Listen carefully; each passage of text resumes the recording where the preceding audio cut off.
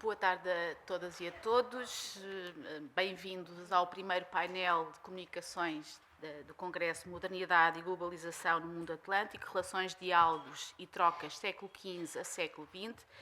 E eu começaria por dizer que, quando pensamos em globalização, pensamos automaticamente, julgo eu, em circulação, mas também em adaptação mais homogeneizadora, mais diferenciadora de pessoas, de bens, de técnicas, de imaginários, de ideias, de hábitos. E, na verdade, ao ler os resumos das três comunicações que hoje aqui nos são apresentadas, fiquei com a ideia de que o convite a viajarmos no tempo e no espaço tinha muito a ver justamente com esta ideia, com esta premissa, não é, daquilo que possa ser entendido como globalização.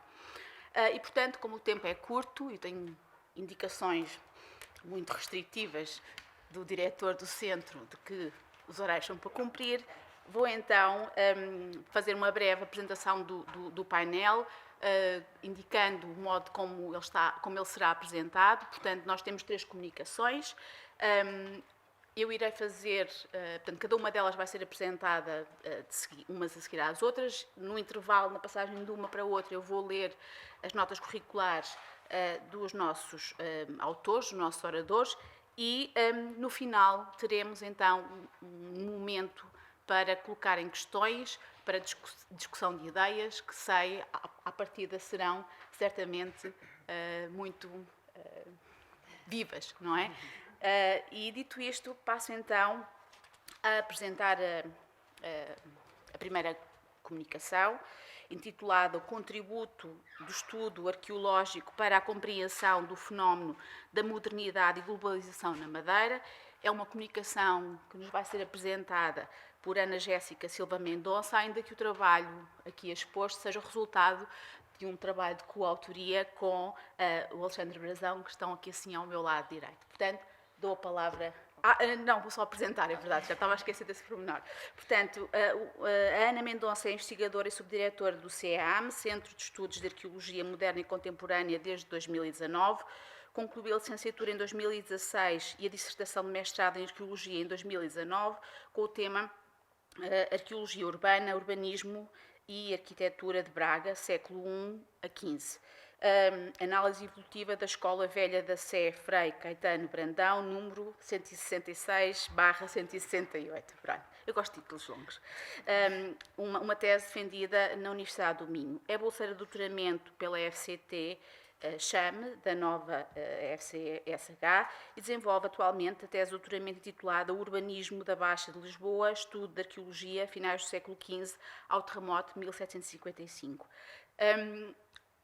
O coautor desta comunicação é, como eu disse há bocadinho, Alexandre Brazão, é investigador e diretor do CEAM, do centro que há bocadinho referi, é assistente de arqueólogo pela Escola Profissional de Arqueologia desde 2000, é operador marítimo turístico pela Universidade dos Açores desde 2012, instrutor de mergulho SSI, acho que é assim que se deve dizer, desde 2015. Portanto, feita esta apresentação, passo a palavra então à Ana. Obrigada.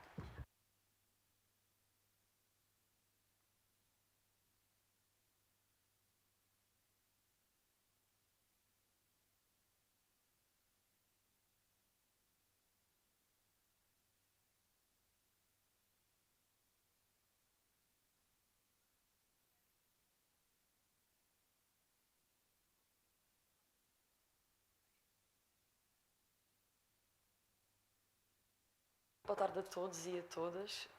Antes de começar esta comunicação, não podia deixar de agradecer à comissão organizadora deste evento e agradecer também ao Centro de Estudo de História do Atlântico na pessoa, claro, do Filipe dos Santos, Dr. Filipe dos Santos, pelo convite, muito obrigada. E, portanto, lançado este desafio, o que nos propusemos a apresentar nesta comunicação é alguns projetos que pensámos e que temos estado envolvidos nos últimos tempos e que esses projetos têm permitido compreender a importância da Madeira, então, como espaço de ligação e de relação com o exterior durante o período moderno E essa abordagem vai ser feita a partir de dois modelos distintos. Portanto, por um lado, a construção do espaço e, por outro, a partir da cultura material. E, portanto, para analisar a construção desse espaço, importa uma pesquisa que tenho desenvolvido nos últimos anos, não são muitos, 3 anos lá, no âmbito da minha tese de doutoramento, sobre a reconstituição da Baixa de Lisboa, desde o século XV até o momento do terremoto. E isso vai ser feito, portanto, um mapeamento das estruturas identificadas em escavações arqueológicas da Baixa. E, portanto, a nível da cultura material, importam alguns trabalhos que foram desenvolvidos também no âmbito do projeto Concha, que falarei mais à frente, e também do projeto Seribam, financiado pelo Ministério de Cultura espanhol, que vai analisar e comparar cerâmicas de Portugal continental, Espanha, as Ilhas da Macaronésia, o norte da África e Cabo Verde. E, portanto, a partir daí estabelecer proveniências de fabrico. E, portanto, começando portanto, por Lisboa, e que tenho vindo a estudar nos últimos tempos, como podem ver, portanto, vermelho são os limites do meu estudo e, portanto, esta área, como podem ver, foi totalmente reestruturada na sequência do terremoto em 1755 e esta parte, portanto, foi este foco de estudo nesta área importa, portanto, por 2 motivos. Por um lado, porque este espaço foi sendo capacitado durante o período moderno com novos edifícios, abertura de novas ruas e todas elas ligadas ao comércio. E, portanto, foram estas práticas, esta nova reestruturação que imprimiu uma dinâmica, digamos assim, renovada na cidade. E uma cidade que se vai voltando para o exterior. Portanto, por outro lado, além disso, é este fenómeno e este planeamento urbano que é adotado em Lisboa, todas estas novas alterações, vão depois também sendo transportadas para os outros pontos de expansão, como é o caso da Madeira. E, portanto, só a título de exemplo, eu tenho vindo a analisar os relatórios das intervenções arqueológicas, já por fazem cerca de 70 relatórios de escavações analisadas e, portanto, eu tenho-me cingido estritamente desde escavações desde 1998 até 2018. Este é um exemplo de uma intervenção que, por acaso, deixou bastantes vestígios arqueológicos. Como podem ver, foi aberta uma vala em toda a extensão da Rua da Vitória e conseguimos ver e foram identificadas e registadas várias estruturas, como é o caso de um arruamento, a soleira, a ombreira de uma porta. Portanto, dá para ter a ideia de associação do espaço interior e exterior e, portanto, isto para a arqueologia e para a reconstituição da Baixa de Lisboa durante este período é bastante importante. Outro exemplo, se quisermos também, esta intervenção na Rua da Madalena também foi bastante interessante e deu bastantes resultados. Foram feitas 4 sondagens de diagnóstico, mas o que importa é a sondagem a verde, que deu os achados mais interessantes, novamente um arruamento, novamente uma ligação e acesso e associação de um espaço que é interior também para o exterior e, portanto, é com estes dados que, sendo eles mapeados, é possível reconstituir e criar mapas onde vamos poder comparar esta ideia, este urbanismo e estes novos modelos que depois vão sendo transportados para o caso da Madeira. Eu vou-me centrar essencialmente no caso do Funchal, que era o que tenho vindo mais pronto a trabalhar desde 2019 e, portanto, a cidade obedece a um plano urbanístico e ocupou, portanto, a vertente sul junto à linha de costa. Primeiro do lado este e que gradualmente foi se expandindo para o oeste e muito também por conta do comércio do açúcar foi possível investir numa construção bastante pomposa de edifícios públicos, edifícios religiosos e tudo mais.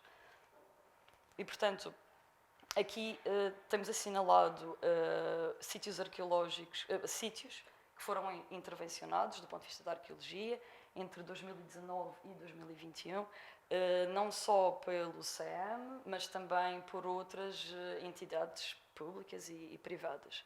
E, portanto, é com estes dados recolhidos nestas intervenções que tem sido possível perceber a evolução da cidade e transportar e ver as ligações com Lisboa, um ponto de partida depois para esta expansão. E, portanto, o que temos feito é mapear muros, pisos, conjuntos habitacionais, canalizações, muralhas, etc.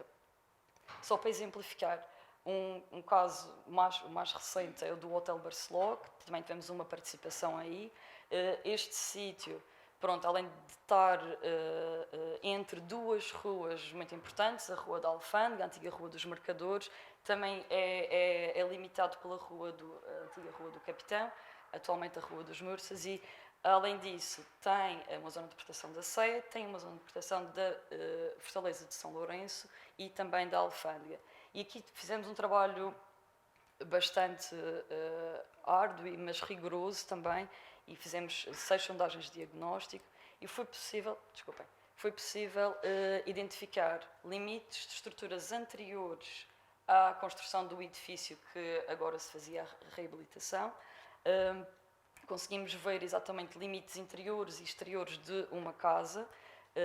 Para já, parece-nos que é um contexto habitacional que se trata. Encontramos vários materiais na parte interior e materiais que também podem nos dar alguma ideia da sociedade que ficava nesta parte da cidade. Portanto, vimos muita cerâmica de importação e uma louça mais fina, comparando com outros sítios que também temos vindo a estudar. Portanto, há aqui um estatuto social que é visível e a arqueologia também mostra isso.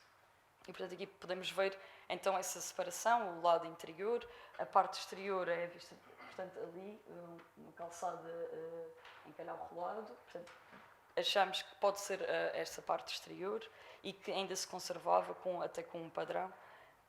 Outra intervenção também bastante interessante ocorreu na Rua da Carreira e esta intervenção foi interessante para compreender. Tínhamos um grande volume de edifícios e nesta intervenção conseguimos perceber que existe uma primeira fase de uma unidade habitacional e que era servida na parte do logrador por um poço, que também foi escavado, não integralmente por questões de segurança, mas tentámos o máximo que conseguimos. E, portanto, foi possível ver este edifício crescer por fases e também conseguimos compreender que a Rua da Carreira seria bem mais larga do que ela é hoje em dia. E é um fenómeno normal portanto, vão ocupando o espaço público e pronto, os edifícios vão crescendo. Desculpem. Aqui são algumas imagens dessa intervenção. Conseguem ver na imagem do meio um muro que é construído e ocupa, portanto, corta a meio o poço. E então, pronto, conseguimos escavar até à sapata desse muro. Pronto, e como disse, por questões de segurança não foi possível avançar muito mais. Finalmente, outra intervenção que importa mencionar é do Largo da Feira, na Rua de Santa Maria, e este edifício também fizemos outras escavações de diagnóstico e aqui foi possível identificar um arruamento que, do ponto de vista do urbanismo, estas coisas também não estão mapeadas na cartografia que conhecemos.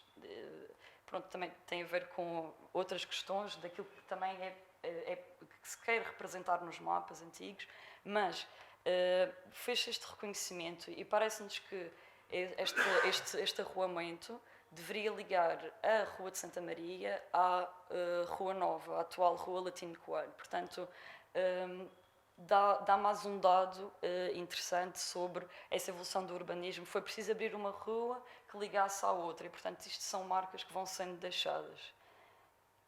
Podem ver também que este arruamento teria uma levada exterior, que também foi registada. Além disso, é impossível falar da ligação da Madeira com o exterior sem mencionar, pelo menos, o mar e como essa ligação era feita, portanto, pelo mar, não só para relações exteriores, mas também internamente na ilha, as embarcações foram bastante usadas. Neste mapa temos cerca de 100 naufrágios que foram identificados ao largo da Madeira e são mencionados na bibliografia, mas resta reconhecê-los, resta identificá-los e mapeá-los também, porque não sabemos a localização exata. E é desta maneira que também é possível ver a relação que procuramos aqui apresentar, a Madeira e a ligação com o mundo atlântico. Nós, o ano passado, se não me engano, participámos num projeto que foi desenvolvido no âmbito do projeto Mergulhar, em que foi possível, já conhecíamos esta embarcação, este naufrágio, o SS Newton, agora sabemos, e durante este projeto foi possível fazer o reconhecimento e o registro desta embarcação do século XIX.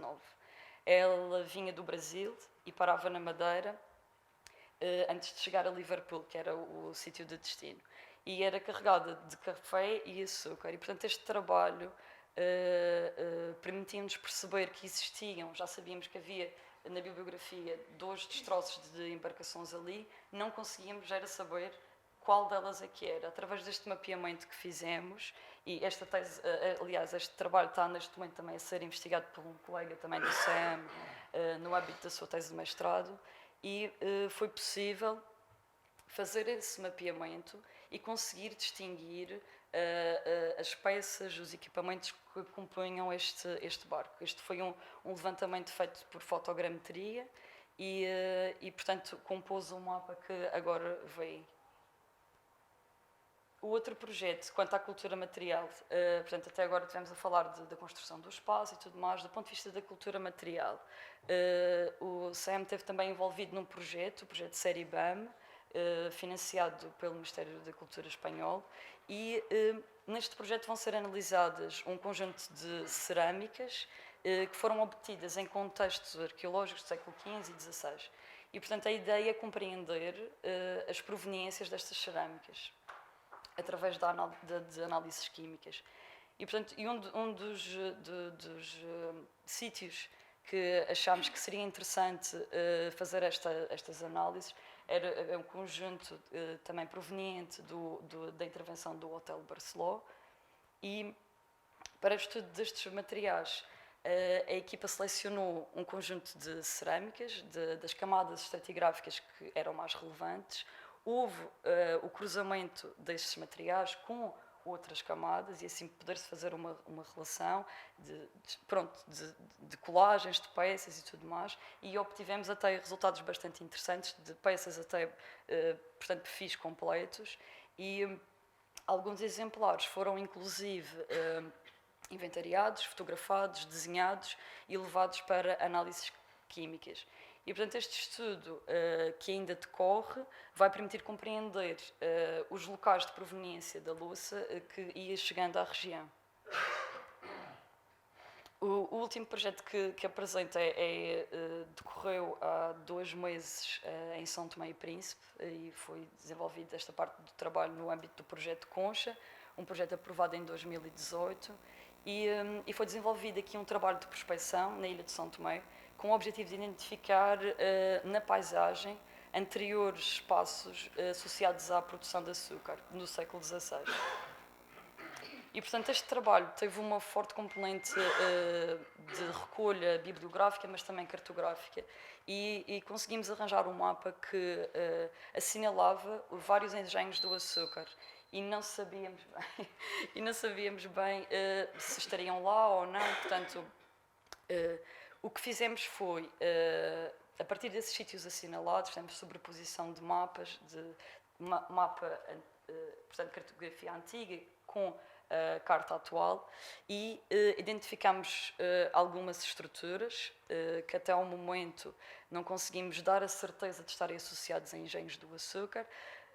No entanto, foi possível observar a existência de uma enorme quantidade de formas de açúcar, e algumas delas bastante semelhantes, até mesmo com marcas de canteiro, iguais a que temos aqui também na Madeira. Portanto, este foi um trabalho que, portanto, isto é um resultado do trabalho. A verde vêm-se as áreas prospectadas e no outro mapa a dispersão dos materiais a amarelo, os círculos maiores representam os espaços onde foi possível encontrar mais formas de açúcar e vermelho aquilo que consideramos, já podemos considerar talvez estruturas de engenho do açúcar. E, portanto, para concluir, que apesar desta estreita relação da Madeira com outros sítios e vice-versa, e que aqui apontámos durante esta apresentação, é importante reforçar que estes fenómenos são bem mais complexos do que aquilo que temos vindo a descrever.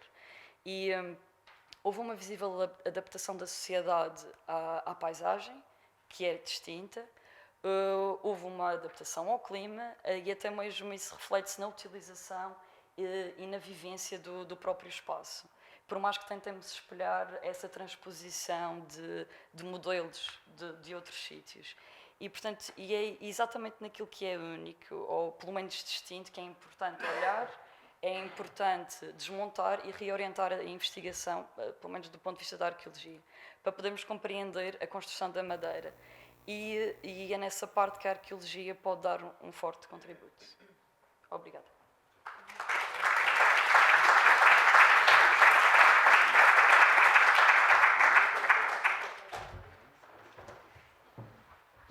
Muito obrigada, Ana. O Pipi funcionou. Espero que funcione também das próximas vezes. Nós agora vamos alterar ligeiramente a ordem, por questões técnicas, e vamos ter então a apresentação da comunicação da Carolina Chaves, estudo linguístico, histórico e comparativo dos registros paroquiais de nubentes na Ilha da Madeira, Santa Cruz, Caniço, Sé e Ribeira Brava, séculos XVI a século XX. A Carolina é mestranda em Linguística, Sociedades e Culturas na Faculdade de Artes e Humanidades da Universidade de Madeira, é licenciada em Línguas e Relações Empresariais pela mesma universidade e, presentemente, desenvolve um estágio aqui no CA. Portanto, muito bem-vinda, Carolina. Dou-te a palavra. Vai funcionar o mesmo Pipi, está bem? Sim, por favor. Ok, muito boa tarde. Primeiramente, gostaria de agradecer imenso ao CEIA, na pessoa do Dr. Filipe dos Santos, pelo amável convite para participar neste Congresso Internacional. E gostaria também de aproveitar e agradecer à professora Nádia, porque sem eles este estudo não teria sido possível. E então venho aqui falar-vos do estudo linguístico, histórico e comparativo que efetuei sobre os registros paroquiais de nubentes do século XVI ao início do século XX, na Ilha da Madeira, mais concretamente nas paróquias de Santa Cruz, Caniço, Sé e Ribeira Brava. Então, aqui está o índice. No âmbito da lexicologia, onde se enquadra a onomástica, ou seja, o estudo dos nomes próprios, será efetuado o estudo de dados dos registros paroquiais de nubentes das paróquias de Santa Cruz, Caniço, Sé e Ribeira Brava, na Ilha da Madeira, que foram previamente compilados pela Direção Regional de Arquivo e Biblioteca da Madeira, com normalização da escrita por motivos de pesquisa online. Sim. O estudo tem como principal objetivo analisar os antropónimos históricos da população do arquipélago da Madeira através dos nomes masculinos, femininos e de famílias atestados nos registros paroquiais. Desta forma, os objetivos específicos desta atividade de investigação são contextualizar e delimitar o estudo dos dados arquivísticos dos registros paroquiais nubentes, estudar os nomes masculinos e femininos por séculos, observando a sua evolução, nomeadamente o surgimento de novos nomes e o desuso dos nomes mais antigos, comparar dados por séculos da entre freguesias, analisando possíveis semelhanças e diferenças, conhecer os nomes de famílias predominantes por freguesias e por séculos, e efetuar um estudo comparativo dos mesmos, observando possíveis alterações dentro da Madeira, propor uma terminologia adequada à denominação dos diferentes elementos linguísticos que compõem a cadeia antroponímica e discutir, se possível, a convergência ou divergência dos resultados obtidos com outros estudos existentes. Então, o estudo dos dados disponibilizados pela Direção Regional de Arquivo e Biblioteca da Madeira, dos registros paroquiais, não só de nubentes, mas também de bateados, tem grande interesse histórico, social e cultural, mas, sobretudo, linguístico, pois a antroponímia, ou estudo dos nomes das pessoas, faz parte da área científica da linguística. Neste caso, trata-se da análise dos registros paroquiais de nubentes com nomes masculinos e femininos das paróquias de Santa Cruz, Caniço, Ribeira Brava e Sé, na Madeira, desde o seu início, mais especificamente em 1539, até o seu fim em 1911, consequente da implantação da República Portuguesa em outubro do ano anterior. O facto dos nomes de homens e mulheres surgirem aos pares, por casamento ao longo dos séculos, torna os dados e o seu estudo ainda mais relevante. Neste sentido, o trabalho de investigação sobre os registros paroquiais permite dar conta de aspectos linguísticos relacionados com a evolução dos nomes individuais dos dois géneros ao longo da história da língua portuguesa, bem como da composição dos nomes de famílias em 5 localidades da Madeira. Os resultados obtidos poderão ser confrontados com estudos históricos existentes para o arquipélago da Madeira, complementando-os e permitindo também a comparação com dados antroponímicos já sistematizados e publicados sobre outras localidades e regiões do país. Então um bocadinho de teoria. A antroponomástica, o ramo da onomástica que estuda a antroponímia, possui em Portugal como obra de referência a antroponímia portuguesa de Leite de Vasconcelos, tendo a terminologia aí consagrada sido seguida em estudos posteriores como o de Joseph Maria Piel, o de José Pedro Machado, entre outros, e adotada no presente estudo. De acordo com Nunes e Kramer, Leite Vasconcelos emprega os termos pré-nome para designar os títulos honoríficos ou eclesiásticos que antecedem o nome próprio, nome próprio para designar o nome individual de batismo, sobrenome para designar as unidades antroponímicas que seguem imediatamente o nome próprio, podendo este ser um antroponímico, um nome próprio ou um nome religioso, apelido para designar o nome de família, que é uma unidade antroponímica que segue o sobrenome e que, segundo o autor, correspondia inicialmente a formas patronímicas, a alcunhas e a nomes geográficos. Mais especificamente, os antropónimos medievais, segundo Gonçalves, eram constituídos fundamentalmente por um nome próprio e que podia ou não se unir a um sobrenome, o qual era maioritariamente formado por um patronímico, um indicativo de proveniência ou uma alcunha, que podiam eventualmente tornar-se nomes de família. A mesma autora refere ainda que, com o passar do tempo, a prática de um nome completo de uma pessoa ter apenas 2 elementos, excluindo títulos honoríficos ou eclesiásticos, se tornou insuficiente para uma correta identificação, pois havia muitos casos de homonímia. Daí que observamos que, por exemplo, no presente estudo, os nomes completos de todas as paróquias, com exceção da Sé, no século XVI, são pode-se dizer, os mais simples, porque a cadeia antroponímica de nomes tanto masculinos como femininos nas paróquias de Santa Cruz, Caniço e Ribeira Brava é constituída, pela maior parte, apenas por um nome próprio e um apelido.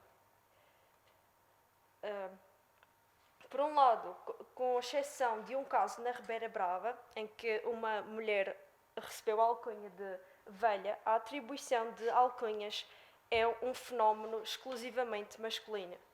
Por outro lado, só as mulheres tinham um pronome, que era o título honorífico de dona. E isto quando tinham.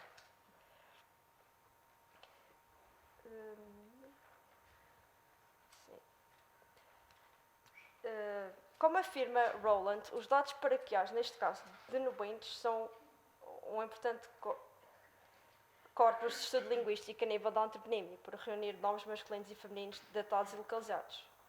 Trata-se de um corpus histórico dos registros paroquiais da Madeira, pelo que tem grande interesse histórico, linguístico e sociocultural, tanto local como regional, nacional e mesmo internacional. Sim, os registros de casamentos paroquiais a analisar foram previamente compilados pela Direção Regional de Arquivo e Biblioteca da Madeira e normalizados para efeitos de pesquisa online, como já mencionado. Pelo que todas as listas de nomes foram obtidas a partir do site do Arquivo Regional da Madeira, mais especificamente em registros de casamento, ao escolher a freguesia na caixa de seleção e intitulada local e ordenando por ordem decrescente de data. Posteriormente, foram esclarecidas dúvidas relativamente a indivíduos específicos através da Direção Regional do Arquivo e Biblioteca da Madeira, pesquisa avançada. Então, os nomes masculinos e femininos dos registros paroquiais de nomeantes das paróquias serão sistematicamente comparados por século.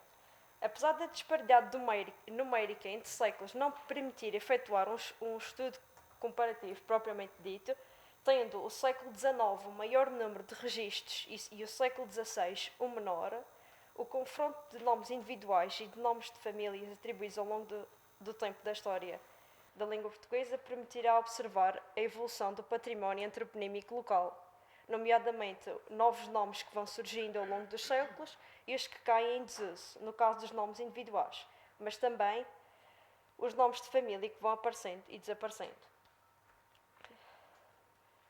Passando então a uma análise mais específica, por um lado, os registros da paróquia de Santa Cruz foram conservados em relativamente melhor estado, isto é, nenhum nome dos 8.876 nomes próprios e nenhum dos 10.480 sobrenomes e apelidos registados estava elegível. Por outro lado, 2 dos 9.632 nomes próprios e 4 dos 11.873 sobrenomes e apelidos registados na Ribeira Brava, 99 dos 26.544 nomes próprios e 1 dos 34.860 sobrenomes e apelidos registados na Sé, e por fim 12 dos 7.402 nomes próprios e 5 dos 8.620 sobrenomes e apelidos registados no Canis estão elegíveis ou praticamente elegíveis.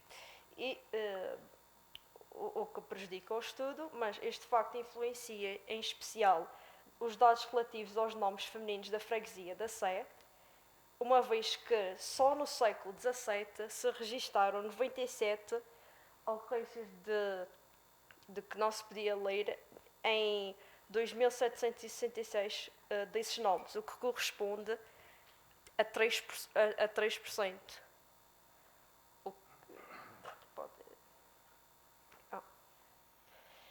É de salientar também que a freguesia da Sé teve 5 registros comprovadamente duplicados, enquanto que a freguesia da Ribeira Brava teve 1.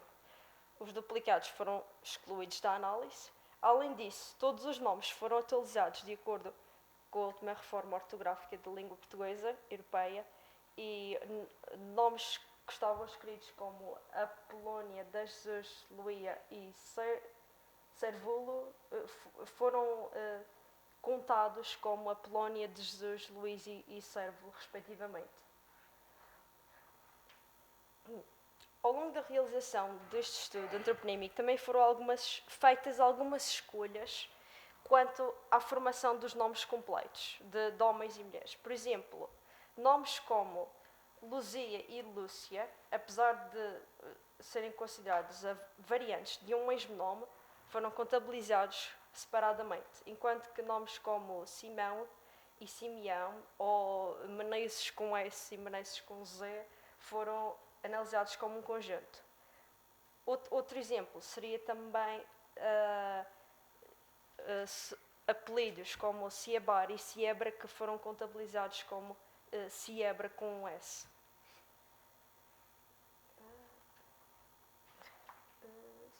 Uma outra situação que ocorreu é que, por vezes, os nomes femininos nem sequer são mencionados, ou o nome do pai é indicado no seu lugar, o que não ajudaria na análise.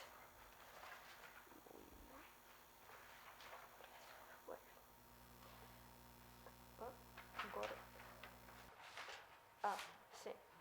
E agora, uns gráficos.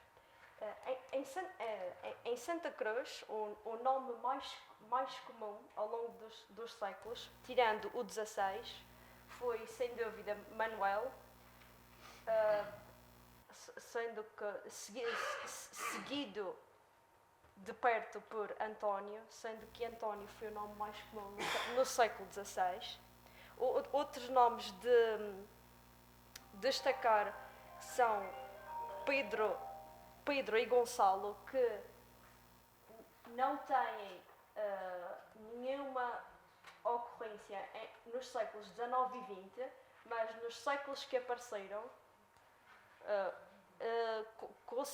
foram tão populares que conseguiram entrar no top 5. E outro caso também é o de José, que não era muito frequente, mas no século XIX conseguiu ficar em quarto lugar. No caso dos femininos, Maria dominou, inclusive no século XVI, mas no caso do século XVI, todos os nomes estavam muito próximos, pelo que, apesar de ser uma diferença, não é assim tão grande. Sem ser Maria, os nomes que se seguiam iam alternando. Por exemplo, no século XVII era Isabel que estava em segundo lugar, mas no século XIX já era Antónia.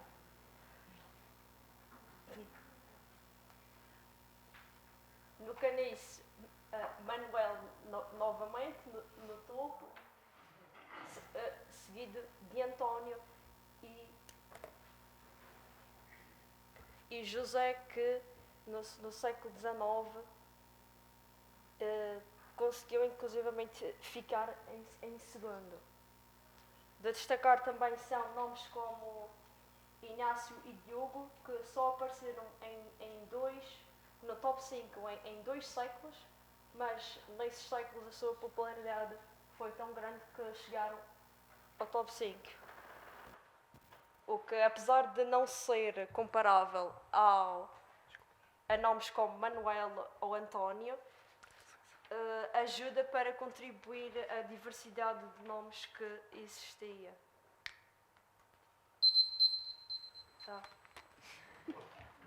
Sim.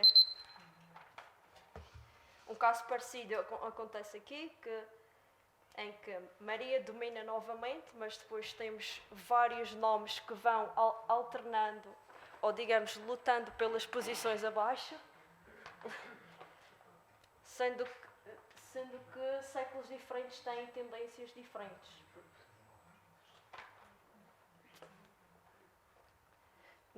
Neste caso, dá para ver como os nomes masculinos eram mais distribuídos. Novamente, Manuel era o mais popular, tirando no século XVI, mas acaba por ser. Sim. Certo. Outra vez, domínio, Maria e mais um exemplo que, sendo o século XVI o que parece ter mais proximidade entre os nomes de topo, enquanto que nos seguintes Manuel domina consideravelmente.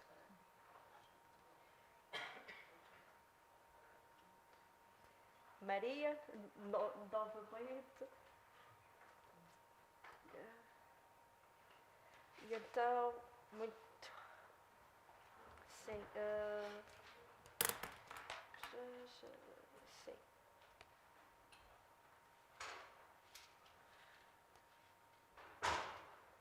Sim. Então, desta forma foi efetuada uma análise comparativa dos nomes próprios masculinos e femininos mais frequentes nas 5 paróquias, o que permitiu observar mudanças ao longo do tempo na Madeira.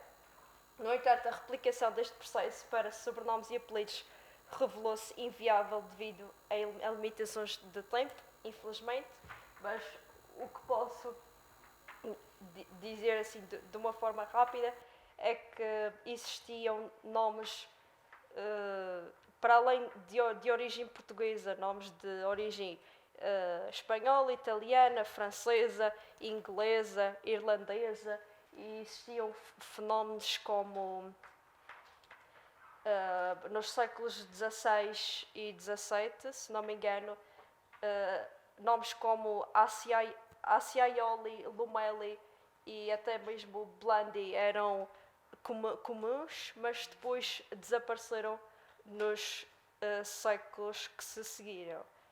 E quanto aos nomes próprios, de novo, outra informação relevante é que eram, na sua grande parte, nomes de caráter religioso, podendo ser personagens da Bíblia, santos, até porque na Idade Média existia a tradição de nomear os filhos em honra do santo que se festejava nesse dia. No futuro, seria uma mais-valia comparar os resultados obtidos com registros matrimoniais de um número ainda maior de paróquias do arquipélago da Madeira para obter uma perspectiva completa da realidade histórica antroponímica madeirense. Seria também interessante comparar estes dados com os recolhidos e analisados por Nunes e Kramer sobre os séculos XV e XVI, denominados pelos autores de Antroponímia Primitiva da Madeira, uma vez que é do início do povoamento da ilha. Assim, a comparação dos seus resultados com os do presente estudo permitiria compreender a evolução dos nomes próprios de homens e de mulheres, bem como de sobrenomes e apelidos já existentes. Assim como uma discussão envolvendo a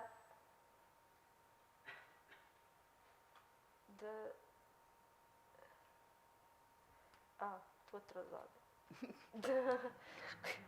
Assim como uma discussão envolvendo a convergência ou divergência dos resultados obtidos com outros estudos existentes, que era um dos objetivos traçados e que não foi possível alcançar devido à grande quantidade de dados disponíveis.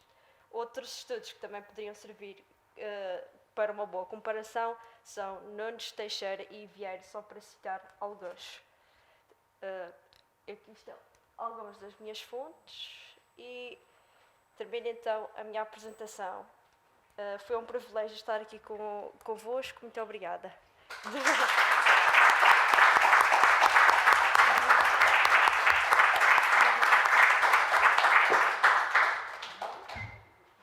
Muito obrigada, Carolina. Cumpriste exemplarmente o tempo e passo então agora a apresentar a nossa última comunicante deste painel de comunicações, Nádia Nunes, que nos vem apresentar uma comunicação intitulada O Léxico da Cultura Açucareira na Globalização do Mundo Atlântico, interconexões linguísticas e culturais entre a Madeira, Canárias, Cabo Verde, São Tomé e Príncipe, Brasil e América Espanhola. A Nádia é licenciada em Línguas e Literaturas Modernas, português-francês, e mestre em Linguística Portuguesa pela Faculdade de Letras da Universidade de Lisboa, é doutorada em Linguística Românica pela Universidade da Madeira e pós-doutorada em Ciências da Linguagem e Linguística Aplicada pelo Instituto Universitário de Linguística Aplicada da Universidade Pompeu Fabra de Barcelona. É membro investigador do Centro de Linguística da Universidade de Lisboa e também investigadora do Centro de Investigação e Estudos Regionais e Locais da Universidade da Madeira e também colabora em 2 polos de centros de investigação residentes na UMA, mas que não são propriamente da Universidade da Madeira, nomeadamente o CLEPUL e o CITUR. Publicou vários estudos e ensaios na área da linguística, sobretudo direcionados para o conhecimento do léxico, participando em colóquios e revistas científicas nacionais e internacionais, e da sua bibliografia eu destacaria 2 publicações que foram editadas pelo CEA e que, em certa medida, complementarão ou estão na gênese daquilo que ela hoje aqui nos vai apresentar. Em 2003 publica Palavras Doces, Terminologia e Tecnologia Históricas e Atuais da Cultura Açucareira, do Mediterrâneo ao Atlântico, julgo que era a tese de doutoramento, não era, Nádia? E, mais recentemente, em 2010, publicou Outras Palavras Doces, portanto, dando continuidade ao primeiro livro, Outras Palavras Doces, glossário comparativo da atual terminologia açucareira no Atlântico. As suas principais áreas de interesse e de investigação são, como já devem calcular, o léxico, a onomástica, a dialetologia, sociolinguística, mobilidades e cultura tradicional. Portanto, tens a palavra, Nádia. Muito obrigada. Muito obrigada, Ana. Muito obrigada ao Centro de Estudos de História do Atlântico, Alberto Vieira, e a toda esta equipa maravilhosa por esta excelente organização e pela oportunidade de estar aqui. Muito obrigada também à Carolina por estar aqui ao meu lado hoje. É um grande orgulho. Vou avançar rapidamente com a apresentação, uma vez que é um tema tão vasto que eu tive que tomar várias decisões para delimitá-lo e não posso perder tempo. Então, como o título desta comunicação diz, a Madeira, Canárias, Cabo Verde, São Tomé e Príncipe, Brasil e a América Espanhola estabeleceram várias interconexões linguísticas e culturais a partir de meados já do século XV e nos séculos seguintes, e estas foram à volta da cana-do-açúcar. Quando foram feitos os primeiros dicionários da língua portuguesa, com o grande desenvolvimento da produção açucareira já no Brasil, desconhecia-se já a origem madeirense da produção açucareira, que partiu da Madeira para Canárias, Cabo Verde, São Tomé e Brasil, e a partir de Canárias para toda a América Espanhola. Como mostra Gonçalves, 2012, o vocabulário português e latino do padre Rafael Blutot, publicado em vários volumes de 1712 a 1721, registra os termos do açúcar com a marcação geográfica do Brasil, ou como termos brasílicos. E ele usa as informações de Georges Marcgrave, o livro segundo, que é da autoria deste autor europeu, holandês, há quem diga que é holandês, há quem diga que é alemão, chamado Historia Naturalis Brasiliae, em latim, porque nesta altura escrevia-se em latim, e por isso o dicionário de Blutot ainda foi um dicionário bilingue português-latim.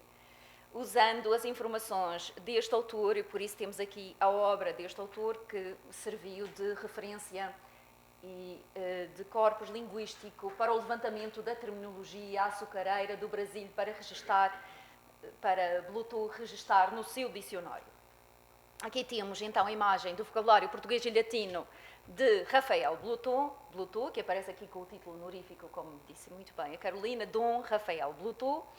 E Gonçalves, 2012, explica que na época em que Blutot redigia o seu vocabulário ainda não tinham sido editadas obras importantes sobre a história do Brasil que referem a cana-de-açúcar, como de Fernão Cardim, tratados da terra e da gente do Brasil, mas sobretudo André João Antonil, Cultura e Opulência do Brasil por suas drogas e minas, que trata especificamente e mais aprofundadamente e especificamente da cultura açucareira no Brasil, e que, entretanto, embora publicado em 1711, foi retirado de circulação porque também falava das minas e da sua localização e era um perigo para a coroa portuguesa devido à competição de outros países estrangeiros que também, nesta altura, já procuravam as riquezas nas minas.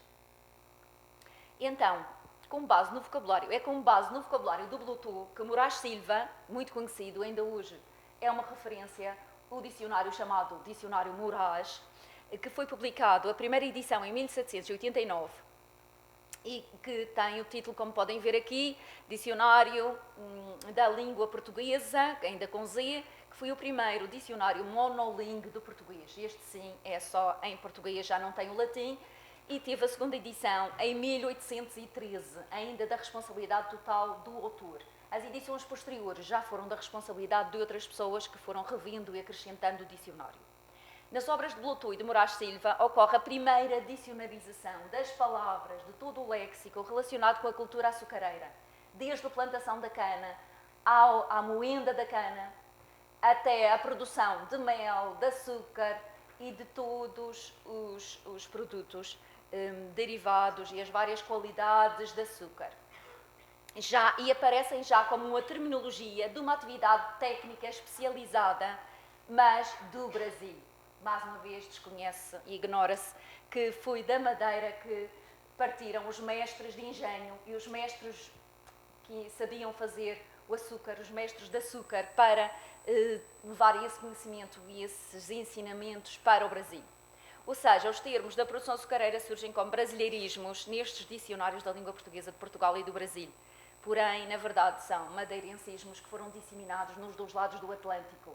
E o que vamos ver é que ainda hoje, nos dicionários, estas palavras aparecem como brasileirismos. Então, o dicionário de Moraes Silva ainda serve de referência para os dicionários publicados atualmente em Portugal e no Brasil, como é o caso do dicionário Wise da língua portuguesa. Cá está ele, uma grande referência, considerado um dos maiores e mais importantes dicionários da atualidade, porque dá informações históricas ou seja, diacrónicas da língua, além das informações sincrónicas. Como mostra Corbeia, 2019, a lexicografia espanhola também coincide neste aspecto com a portuguesa, ao indicar maioritariamente uma localização e uma datação americana para o léxico açucareiro, esquecendo também que nas Canárias, foi das Canárias que esse léxico açucareiro partiu para a América espanhola.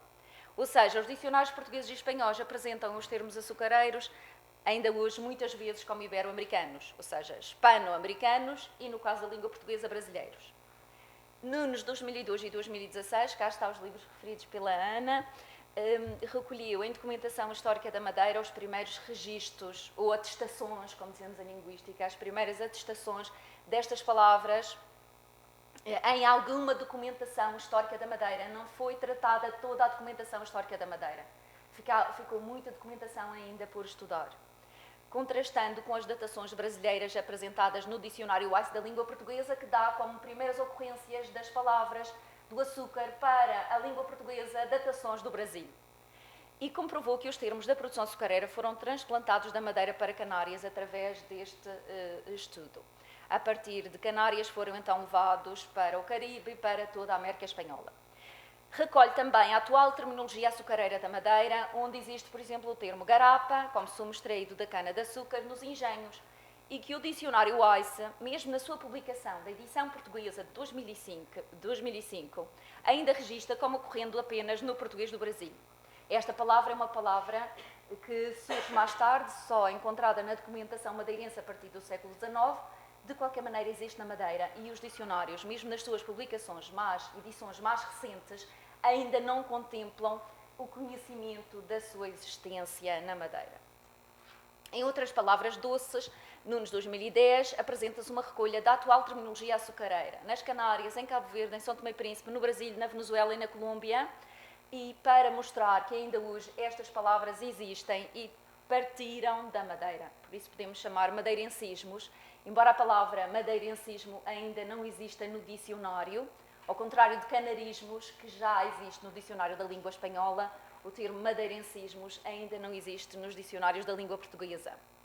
Conclui então que, além dos estudos históricos já realizados sobre a cultura açucareira no Atlântico, os registros lexicográficos de madeirencismos atuais, porque isto trata-se de um glossário que registra essas palavras e estuda essas palavras como entradas lexicográficas, como entradas de dicionário, atestam estas inter-relações linguísticas e culturais do passado com a Ilha da Madeira, ainda hoje. Essas palavras existem, porque continua a existir uma grande produção açucareira, sobretudo no Brasil e na América Espanhola. Então, o objetivo deste trabalho, um dos objetivos, é comparar os termos da cultura açucareira registados no vocabulário de Lotto com o dicionário de Moraes Silva, ver até que ponto ele, porque foi senhor de engenho, ele no final da sua vida Moraes Silva foi senhor de um engenho em Pernambuco, até que ponto ele acrescenta mais informação sobre a cultura açucareira, sobretudo na sua segunda edição do dicionário. Observar o registro e acessões dos mesmos termos nos atuais dicionários da língua portuguesa em linha, ou seja, online. Começando com o Dicionário da Língua Portuguesa da Academia das Ciências de Lisboa, que atualmente pode ser consultado online, é uma coisa muito recente, e este foi parcialmente revisto com algumas atualizações em relação à edição em papel da Academia das Ciências de Lisboa, deste dicionário, que foi publicado em 2001 e é considerado o dicionário normativo de referência para o português europeu. E era chamado Dicionário da Língua Portuguesa Contemporânea, agora chama-se apenas Dicionário da Língua Portuguesa da Academia das Ciências de Lisboa e pode ser consultado, podemos fazer qualquer pesquisa online. Segue-se a consulta do Dicionário Pribarã da Língua Portuguesa também em linha e o Dicionário Infopédia da Língua Portuguesa da Porto Editora. Para terminar, vamos referir o Tesouro Léxico Canário Americano de Cristóvão Corrales e de Dolores Corbeia, para as Canárias, que refere as Canárias e a América Espanhola, mostrando como os termos da América Espanhola partem de Canárias, que por sua vez recebeu os termos da Madeira. Então aqui temos a entrada de Bluetooth para açúcar, que define açúcar como um sumo muito doce espremido da cana. E temos várias subentradas, cara de açúcar, engenho de açúcar, etc. E aqui temos Moraes Silva, 1789, e a segunda edição de 1813, também a entrada açúcar, em que a definição é sal vegetal que resulta da calda das canas doces. E podemos ver que temos exatamente a mesma informação do suco de palmeiras, etc. Açúcar mascavado, o mascabado, sendo que este termo, muitas vezes identificado como do Brasil, na verdade surge na Madeira, na documentação histórica da Madeira, pela primeira vez. Então, fiz esta tabela comparativa, em que temos, na primeira coluna, Bluetooth, na segunda coluna, a primeira edição do Dicionário de Moraes, na terceira coluna, a segunda edição do Dicionário de Moraes, depois o Dicionário da Língua Portuguesa da Academia das Ciências de Lisboa, o Pribarã e a Infopédia. E açúcar de cana temos como ocorrência, vou destacar, sobretudo, o açúcar espremido da cana, feito branco pelo Ministério do Fogo, porque é preciso ser cozido e purificado, purgado para ser branco. Por isso é que o açúcar mascavado hoje é considerado melhor, mas na altura tinha que ser branco para ser considerado puro. E considerava-se que o açúcar branco era o melhor. Hoje sabemos que não é verdade. Moraes diz-nos que resulta da calda das canas doces do suco de palmeiras. E esta calda refere-se ao sumo que no Brasil atualmente chama-se caldo, mas em Cabo Verde e em São Tomé e Príncipe chama-se calda. E na Madeira chama-se sumo da cana e no engenho garapa. A Moraes, 1813, acrescenta: as denominações e qualificações dos açúcares estão mudadas e cada dia se mudam pelas inspeções do Brasil. Porque vamos ver que havia uma grande variedade de denominações de vários tipos de açúcar, conforme o seu valor comercial. O que já se verifica na Madeira, na documentação da alfândega. Vemos como era muito importante a denominação e a qualidade do açúcar tinha que ser bem especificada porque determinava o seu valor comercial na exportação para a Europa, para as casas reais e para a nobreza, que eram os únicos que conseguiam consumir este produto, além do clero, porque era um produto considerado caro pela sua produção. Depois, no Dicionário da Língua Portuguesa da Academia das Ciências de Lisboa, temos produto alimentar que resulta do tratamento industrial de uma substância doce, nem sequer refere a cana-de-açúcar, e no Pribarã, extraído da cana-sacarina ou da beterraba ou de outras plantas, e na Infopédia, substância doce extraída de várias plantas e nem sequer refere a cana-de-açúcar. Açúcar o candy é um dos tipos de açúcar que é referido e, como veem, Moraes diz candy faz da calda de açúcar em ponto e cristalizada, e na segunda edição, candile, aparece a forma candile, portanto uma variante de candy, e diz que açúcar candilo cande, e diz que este vem por analogia com o trigo candile, que é uma espécie de trigo que faz um pão muito alvo. E o açúcar candy, o candile, também era um açúcar branco. E vamos encontrar apenas na Infopédia, Dicionário da Língua Portuguesa da Academia de Ciências de Lisboa e Pribarã não referem nada em relação a este açúcar, mas na Infopédia encontramos açúcar candy que apresenta cristais grossos e semi-transparentes. E está dentro é uma subentrada, ou seja, está dentro da entrada açúcar. Açúcar mascavado. Em Moraes na primeira edição, na segunda edição ele não diz nada de novo, e açúcar mascavado no Dicionário da Academia das Ciências de Lisboa, acastanhado, amarelado, também açúcar mascavo, e depois diz Brasil o mesmo que mascavado. Portanto, temos aqui mascavado e mascavo como formas variantes, e, portanto, aqui já estamos no Dicionário da Academia das Ciências de Lisboa, desculpem. Depois temos o Pribarã e depois temos a Infopédia que fala, além do açúcar mascavo ou mascavado, no açúcar demerara, como granulado de cor amarelada, ou seja, em que não se separava o mel do açúcar. Açúcar de panela, curiosamente, aparece em Moraes como açúcar canela, pouco melhor que o mascavado, inferior ao redondo. Tudo qualidades de açúcar. E este será, é curioso, poderá ser o açúcar panela, que aparece ainda na Infopédia. Já não é um termo que exista no Brasil, mas existe em toda a América Espanhola. E o termo panela, para um açúcar que não era purgado, que era feito em sinos, grandes formas de açúcar, sem um furo no fundo, não escorria o mel, e por isso chamava-se açúcar panela, em grandes vasos, é referido na Infopédia como produto resultante da concentração e cristalização do sumo da cana sacarina, mas não dá nenhuma marcação geográfica.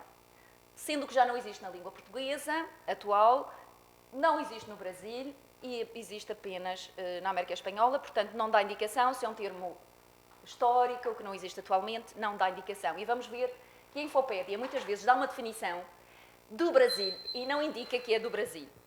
Tem que andar mais rapidamente, cá temos outros tipos de açúcar, branco redondo, o caldeireiro, com mais informação na segunda edição, que é a terceira coluna, a segunda edição de Moraes, o que trabalha nos engenhos de açúcar limpando as meladuras na caldeira, portanto, temos aqui informação nos 3 dicionários atuais online, assim como caldeira.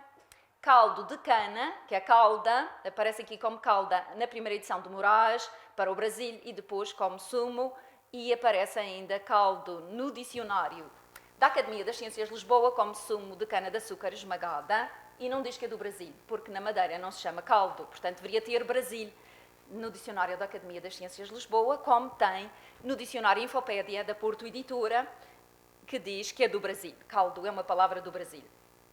Continuando, engenho de açúcar, temos aqui muita informação, só para verem como os dicionários nos dão muita informação histórica e sociocultural. Garapa, que aparece curiosamente como garrafa, eu confirmei várias vezes a letra para ver se realmente era garrafa ou cachaça, termo do Brasil. Garapa também em Moraes, igual na segunda edição, e como Brasil, estão a ver o dicionário da Academia, o dicionário da Pribarã e o dicionário da Porto Editora. A Infopédia não nos diz que é do Brasil, e faz muito bem, porque na Madeira também temos sumo de cana-de-açúcar moída e usada como bebida, embora nós não costumamos beber como no Brasil, e preparada com mel ou água, açúcar e água e sumo de fruta, como sumo de fruta. Isto é no Brasil, nós não temos este uso. E, portanto, não põe a marca do Brasil, e aqui há uma parte que se refere ao Brasil. Mel de cana, temos muita informação também. Vejam que a Infopédia, neste caso, é bastante incompleta. Diz substância, a última coluna, açucarada que as abelhas e outros insetos preparam para o suco das flores. Não refere a cana-de-açúcar. O dicionário AICE, na entrada lexical mel, registra o termo mel de engenho, como nome do Brasil, Nordeste. E realmente eu encontrei na cidade de Triunfo, no interior do estado de Pernambuco, Nordeste do Brasil. É um engenho, o engenho São Pedro, onde tirei esta fotografia do mel do engenho, que se confirma que é um termo realmente que existe atualmente, como sinónimo de mel de cana, mel de engenho, além de mel de tanque e mel de furo. Só que aqui descreve-se, no dicionário AICE, como caldo de cana quando depois de cozido é apurado e vai à forma. Ainda refere a forma de açúcar, quando na atualidade já não é feito em formas de açúcar. É concentrado, como na Madeira, no engenho da Calheta, em grandes taxas até ficar em mel. Portanto, é uma definição que está aqui, mas que já não é atualizada, porque hoje já não se fazem formas. Já não é o mel do furo, que sai do furo da forma de açúcar e que é mel. Já é um produto e não um subproduto do açúcar. Rapadura, que é muito interessante, e que temos aqui os 2 últimos dicionários, como termo do Brasil, porque na Madeira não existe como doce, enquanto no Brasil existe como doce, e cá temos o termo rapadura. E como é que se faz a rapadura? Nestes pequenos ladrilhos de madeira. E no Tesouro Léxico Canário Americano diz-se que a palavra vem do português. E existe na América como doce de mel de cana, porque é o açúcar inteiro, sem separar o mel, que se faz desta forma. E este é um doce que tem muitas propriedades alimentícias e que serve de própria refeição. Sobretudo no Nordeste do Brasil, era usado pela população pobre que não podia consumir carne nem peixe no interior do Nordeste do Brasil. Então aqui diz-se que este termo, que surge na Madeira, que vai para as Canárias, onde ainda hoje temos um doce chamado rapadura, sobretudo na ilha de La Palma, e que existe na Argentina, na Colômbia, Costa Rica, Equador, Guatemala, Honduras, México, Nicarágua, Paraguai e Uruguai. E o dicionário WISE, rapadura, no dicionário WISE é o ato e efeito de rapar, que a origem na Madeira é da palavra e a acessão da palavra original é esta, e que no Brasil é açúcar mascavado solidificado em forma de um pequeno tijolo, como podemos ver, que depois fica um produto diretamente do sumo da cana. Eu encontrei várias ocorrências de rapadura. Esta rapadura aqui, como rapa da do tacho onde se cose, tacho de cobre onde se cose, concentra o sumo da cana para fazer o mel.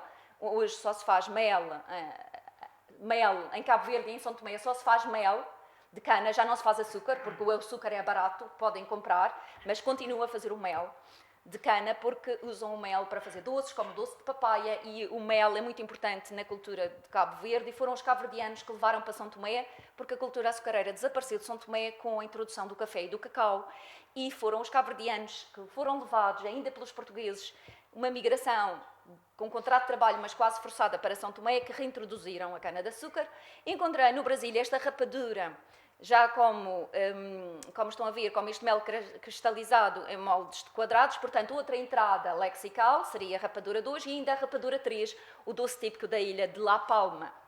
E ainda encontrei vários tipos de rapadura no Brasil que não aparecem nos dicionários, porque é preciso ir para o interior dos vários estados brasileiros onde há produção açucareira, fazer este levantamento destas ocorrências que só existem na língua falada.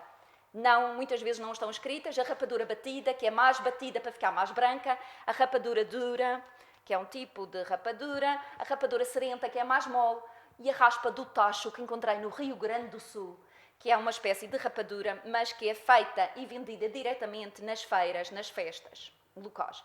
O raminholo, o raminhão, que é uma palavra também que surge na Madeira, mas que vem do Mediterrâneo e que aqui encontramos com referências ao Brasil. E vejam que na Infopédia temos a mesma definição de que se retira o melado e se remexe o açúcar nos engenhos e não se refere que atualmente só no Brasil é que ainda se usa. E cá temos uma fotografia que eu tirei em Cabo Verde, onde temos a escumadeira que tira a escuma da cozura do sumo da cana ao lado da raminhola, que servia como grande concha para retirar o sumo da cana para, portanto, depois de concentrado nos tachos. E estou mesmo a acabar.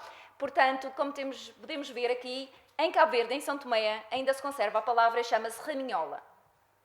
E para concluir, termino com o termo alfenim, de origem árabe, que na Madeira passou pela Madeira e chegou ao Brasil e ainda se conserva no Brasil e que não se encontra no Tesouro Léxico Canário Americano. O que quer dizer que não se conservou a partir das Canárias, não foi levado para a América Espanhola e desapareceu, enquanto que da Madeira foi levada para o Brasil e ainda existe hoje no Brasil. Cá está a prova do engenho de São Pedro, do mesmo engenho de São Pedro, portanto, na cidade de Triunfo, no interior do estado de Pernambuco, e cá está a palavra alfenim, com N no fim, para provar que este produto continua a ser feito desta forma. Pretendeu-se mostrar, então, com este trabalho, a importância das obras lexicográficas como repositórios de um património lexical, histórico e atual das línguas e culturas, neste caso interconectadas entre si através do açúcar.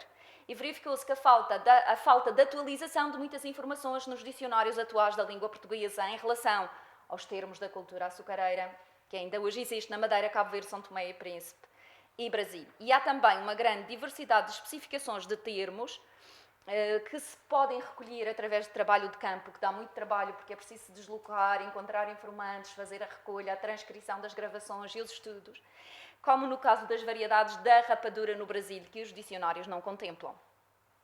Muito obrigada. Peço desculpa.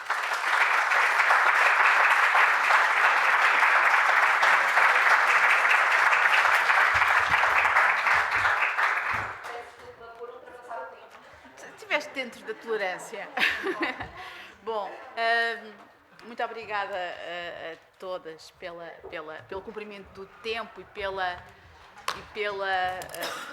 interesse das comunicações que aqui nos apresentaram, e eu passaria então a palavra a esse lado para que possam colocar questões, fazer comentários. Eu pedia que fossem muito sucintos nas intervenções para que depois todos aqueles que querem colocar questões o pudessem fazer.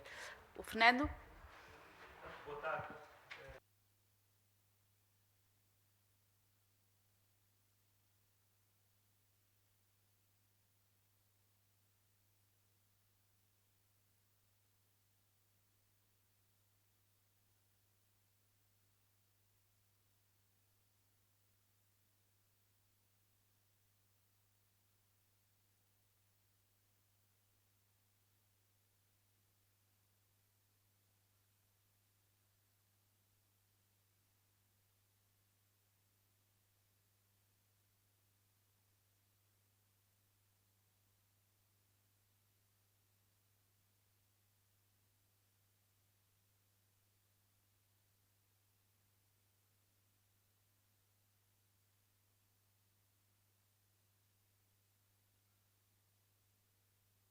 Não sei se me estou a fazer entender.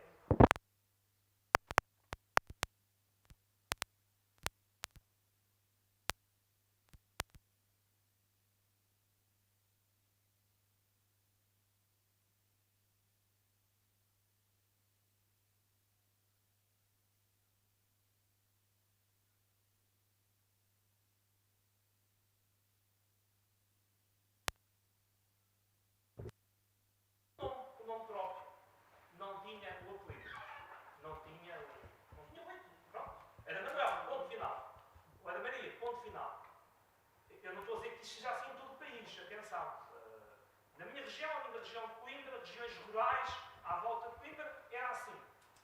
Era algo que sobreviveu, curiosamente, apesar de toda a legislação, até do liberalismo, sobreviveu. Ainda conheci casos de pessoas nascidas em 1910, 1915, em plena República, que não tinham apelido. Esta é a premissa. Então, da sua apresentação, pareceu-me que todos teriam apelido. Aqui na Madeira, no caso concreto da Madeira, aquilo que se verificava na minha região não acontecia aqui. Ou seja, todas as pessoas, quando eram batizadas, tinham o seu nome, Manuel, por exemplo, ou José, ou António, ou Maria, ou Isabel, e depois tinham um apelido. É correto? Entendi bem ou não? O que acontecia, o que se começou por acontecer nos séculos, pelo menos, XVI, é que foi associado.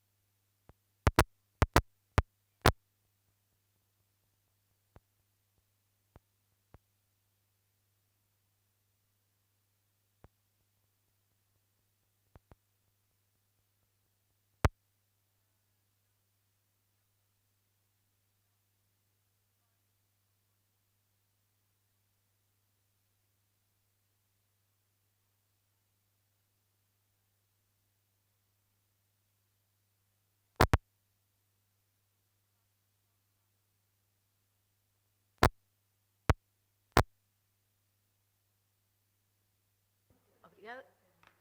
Sim, sim. Sim.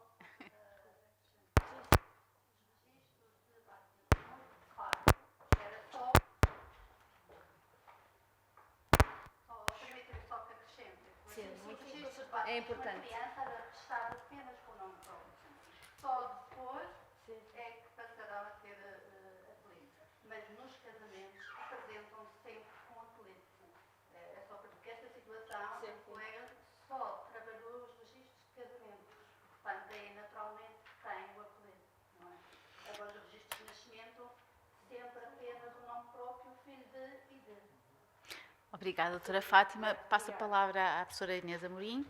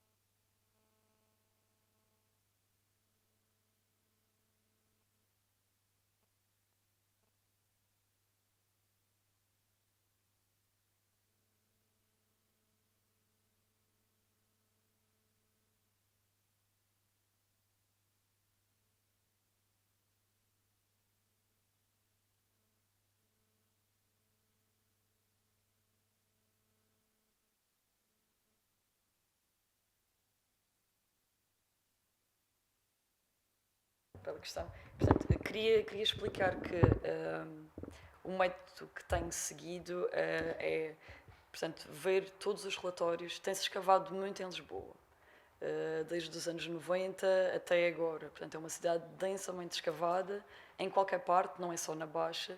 E o que procurei fazer, porque além dessa escavação, não tem sido feito e não existe propriamente um estudo de arqueologia urbana. Então, o que procurei fazer foi analisar os relatórios fruto dessas intervenções que acontecem em contexto de emergência quando se faz reabilitação urbana. E, portanto, a análise desses relatórios passou por identificar os sítios, portanto, e se existe, se as estruturas que eu procuro estão marcadas. Interessa-me, sobretudo, as estruturas ali no período de transição, portanto, Baixa Idade Média para o período moderno, até o momento do terremoto. Portanto, fazer matrizes estratigráficas e tudo mais. E o que fiz foi fazer uma base de dados em que tenho por sítio e depois por estruturas identificadas. E aí tenho critérios como a dimensão das estruturas, a sua orientação, a sua localização a nível de coordenadas geográficas e que técnicas construtivas foram empregues para essa construção. E, portanto, toda essa base de dados vai ser depois transferida para os sistemas de informação geográfica de mapeamento. E, portanto, a ideia é ter esse conhecimento primeiro, acho que faz sentido, de Lisboa, por ter sido o ponto de partida, mapear todas essas estruturas e compreender como é que era a rede. Eu tenho várias estruturas, muros, pavimentos, canalizações. As canalizações dão-nos dados bastante interessantes quando não temos os pisos. As canalizações passavam por baixo dos pisos. Se eu não tenho os pisos, eu posso ter uma orientação das ruas quando faltam outros dados. E, portanto, estou numa fase do trabalho em que estou a mapear todas essas estruturas. E a ideia é, depois, que se analise esta dinâmica urbana e ver de que maneira que ela foi transportada para cá e para outros sítios. Portanto, tem sido essa a metodologia. Portanto, relatórios, a introdução desses dados numa base de dados e depois fazer uma apresentação gráfica dessa informação. Sim, primeiramente, muito obrigada por todas as observações, extremamente interessante. E para responder rapidamente à pergunta de se eu tinha acesso, se existia acesso aos nomes dos avós, dependia muito, é porque havia registros, pelo menos quando eu fui à procura de investigar os casos de homonímia, havia vezes em que existia o nome do pai, dos pais, às vezes dos avós e às vezes até mesmo testemunhas do casamento. Por isso, mas dependia muito, porque havia, não sei se dependia do padre, mas havia registros mais incompletos e registros que registavam isso tudo, pais, avós, testemunhas. Por isso, às vezes consegui confirmar que eram as mesmas pessoas e muitas vezes não, que poderiam ser só duas pessoas a casar que tinham nomes iguais a outras que eu já tinha visto. Assim, obrigada.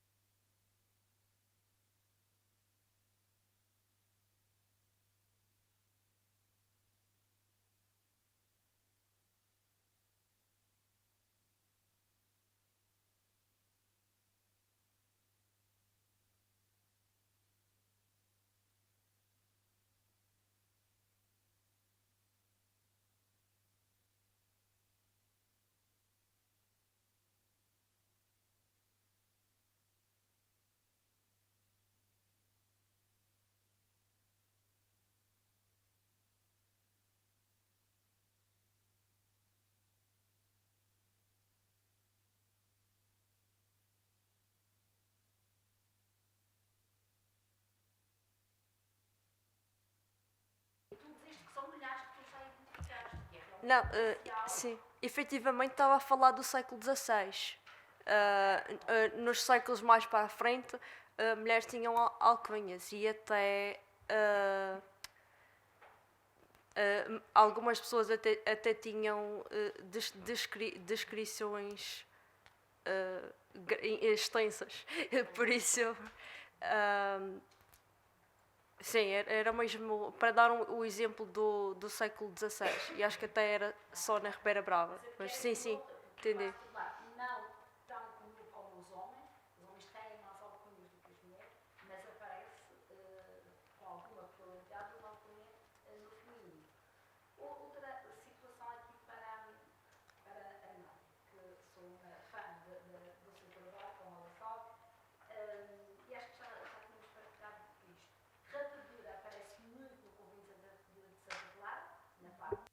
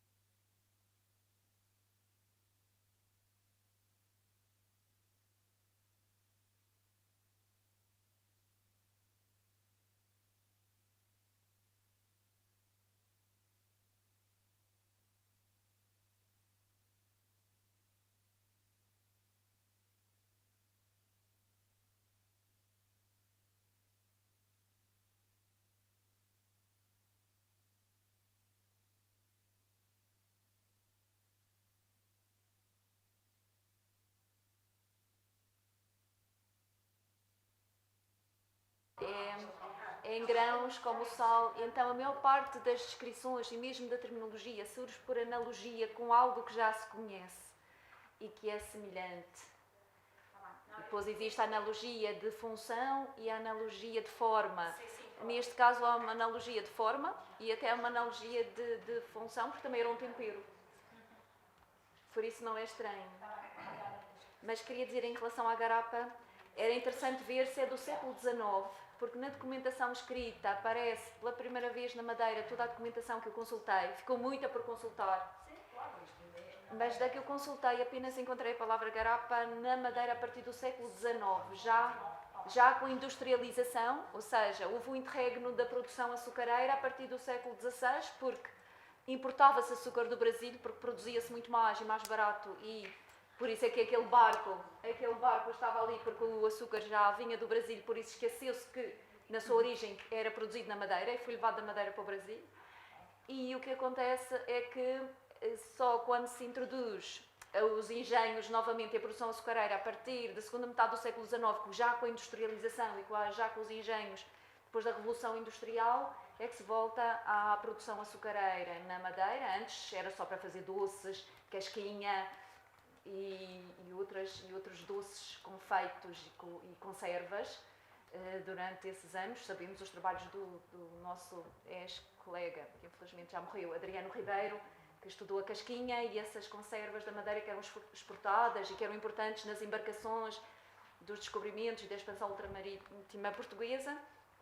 Mas só encontrei a palavra garapa depois já da nova fase já industrial, a partir de meados do século XIX, com a reintrodução, já com os engenhos como fábricas, já depois da Revolução Industrial na Madeira, e portanto era interessante ver se isto é antes ou se é nessa época, o que é normal.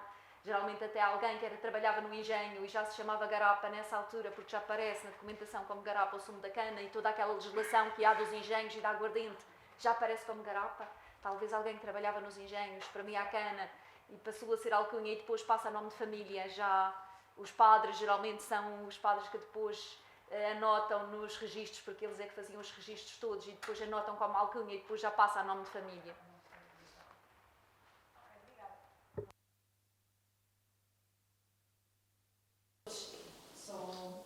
É muito